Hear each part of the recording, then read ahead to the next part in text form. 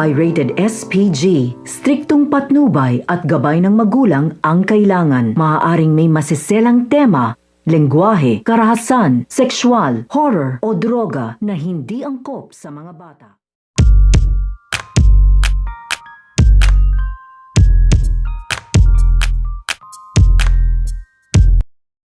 Sa paghaharap dito nga ni Carlo Dalisay at tapos Aguila, dito nga kay Lily, kay Renato at dito nga kay Arturo ay isosoli na nga nila dito ito nga si Mariano. Pero nga ditong kahilingan nito nga si Carlo Dalisay na hindi nga maibibigay dito nito nga ni Lily, ni Renato at dito nga ni Arturo. Dahil ang kahilingan nga dito nito nga ni Carlo Dalisay na magsalita nga daw sila dito nga daw sa media at aminin nga daw nila dito lahat ng kanilang mga kasalanan at linisin nga daw nila dito ang kanilang mga pangalan upang makabalik na nga daw dito sa dati na nga daw nilang serbisyo ito nga daw tapos Aguila. Kaya hindi nga makapayag dito ito nga si Renato, Arturo at ito nga si Lini dahil mahirap gawin nga daw dito ang kanyang sinihiling at hindi nga daw nila ito magagawa. Kaya nga ito nga si Carlo ay uminit na nga dito ang kanyang ulo dahil pag hindi nga daw sila sumunod dito ay sabay-sabay nga daw sila ditong sasabog dahil na nga rin sa bomba na nakakabit nga dito nga kay Mariano. Kaya nagunat nga dito ito nga si Renato, si Lily at ito nga si Arturo sa nakita nga nila dito na ito nga si Mariano ay punong-puno nga ito ng bomba sa kanyang katawan. Ito nga si Renato, si Lily at ito nga si Arturo ay napapaisip na nga sila dito kung ano nga ang kanilang gagawin